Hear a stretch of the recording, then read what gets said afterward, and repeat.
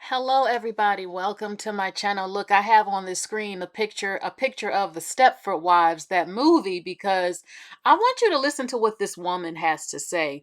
This woman is the daughter, excuse me, of a woman who was a stay-at-home wife, and she was a trad wife. She was a traditional stay-at-home wife, and she basically said it kind of took her mother's life. It ended her mother's life in a way, the stress from it all.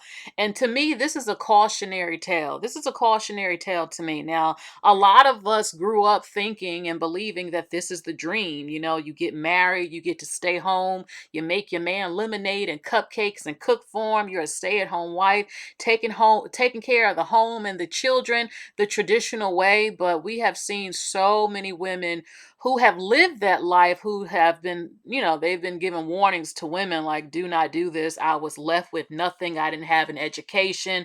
I didn't have a job. I didn't have any money, or he was cheating on me, or it's just not what you always think that it is. So I want you to listen to this video of what she's saying about her mother's experience as a stay-at-home wife, and also what it did to her mother, and that women should not have to basically live to service men and die servicing men, basically.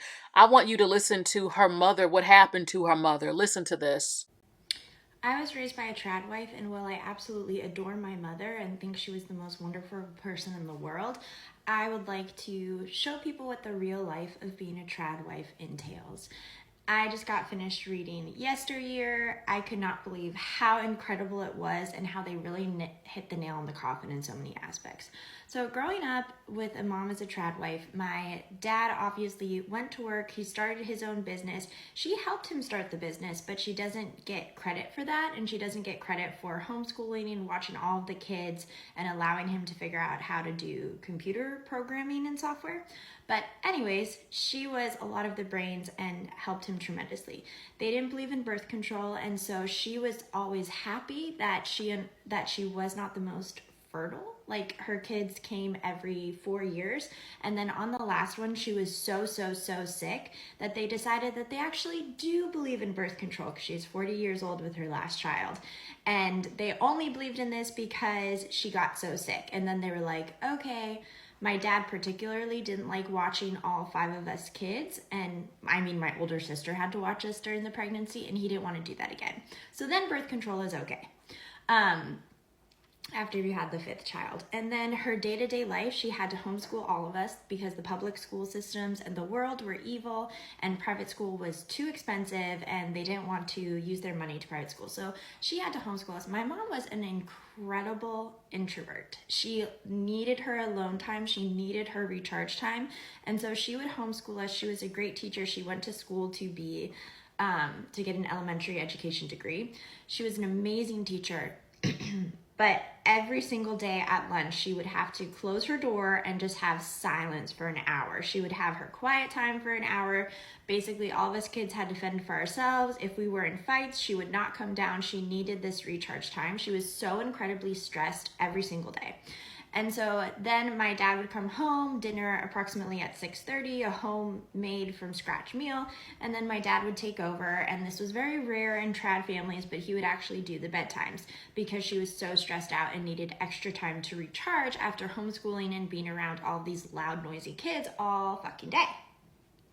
And then on the weekends, my dad would invite 20, 25 people, the whole church sometimes, over on a whim on Sundays. And so my mom had to prepare for however many people he would invite, because he couldn't let her know ahead of time, and it was kind of a spur of the moment thing. Maybe it was a family of 8 that would come over or not. So on Saturday, my mom had to spend time prepping all the food. My family was Sabbatarian, so we didn't believe in doing work on Sunday, although we would host the entire church. And so on Saturday, my mom had to meal prep. She had to figure out the menu of possibly how many people would be over without knowing it. And then every Sunday, this introverted woman would have to host the entire day, and people would stay at our house the entire day.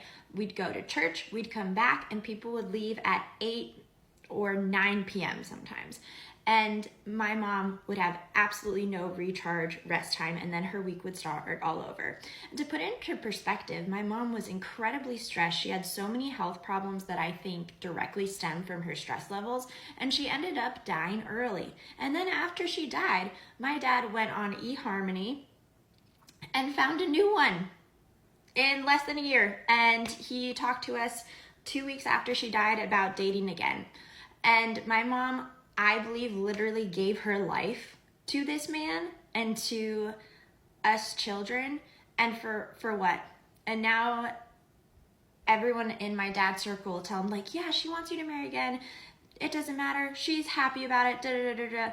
For me, I think it was a waste. I think giving her health and giving her life for this way of thinking was a waste. And at the end of her life, she was actually deconstructing a lot of this. We were talking about so many books. She was listening to the podcasts that I was listening to. She was apologizing for how she raised us, and she really was realizing that this was all a trap. And it's so sad, but this is what happens to trad wives. Even if their husbands don't leave them, they're not appreciated, in my view, or valued. It's 2026 and I'm tired of women dying for men, actively dying. My mom passed away, and I believe part of the reason she passed away was the absolute stressfulness of her life. She was in a traditional marriage and a trad wife, and she didn't believe in divorce because it was unbiblical, and everyone around her told her she didn't have grounds for divorce. And her life was constant stress. She also grew up in a very bad home, and so that's part of the stress too. But she was with a man who was the head of the household, made all the decisions, and my dad says this about himself, but he would have a drama big blow up about every single year, and these blow ups would result in us not talking to family members and people moving away and losing big friendships and losing huge pieces of family members in really chaotic, unhealthy, toxic ways. And my mom was left to clean up the mess, patch everybody together, keep the family together, keep everyone happy, kind of enable my dad in ways, and clean up his shit for him. And he could basically be as shitty as he wanted to anyone, and she would come in, clean it up, apologize, make him go to counseling, and he would go to counseling in his defense, and then another year, a few months would happen, and it would all go again. And these are like her brother-in-laws, her sister-in-laws, her sisters, moving to different states, moving to different churches, moving to different community groups because he couldn't get along or figure out something. And it led to her being so stressed all the time, always anticipating the next drama, the next blow up that she would have to fix. She was incredibly on edge. Not only that, but she was in charge of all of the cooking, all of the cleaning. She had an allowance, and she was belittled for how she used her allowance. And all the hobbies that she wanted to do were always kind of looked down on as less than, in a way, and not quite good enough. And she just had so much stress coursing through her body and had so many health problems. Her doctors even said, yeah, this is because you are stressed. And she obviously didn't believe in medication because she was in this trad Christian cult. But like, if my mom had gone on some anxiety meds or ADHD meds, like she was, I believe, undiagnosed ADHD, her life would have been so different. And I think she'd still be here. Okay, so I mean, that is it. And listening to the first video of what she said, what was so interesting to me, something that stood out to me, was that her father was inviting these people over the house, but he never once considered the stress that that can have on a person as a human being. It's, we hear the phrase, what do they call it? A wife appliance. I believe Bourbon Bougie was the one talking about a wife appliance. And we see that online, how men, they don't see you as a person. They see what you can do for them. She cooks, she cleans, she services me in the bed, she does this and that. You're not really a person.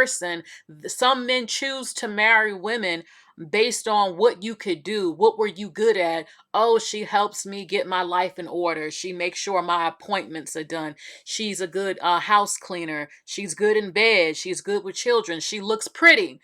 She's what's acceptable to society. And then half the time you're doing all these things and the man is still cheating. Who knows? For all we know, her father could have been cheating on her mother as well. We that is just so common, but we don't know for sure. And again, what you can do, what you can offer.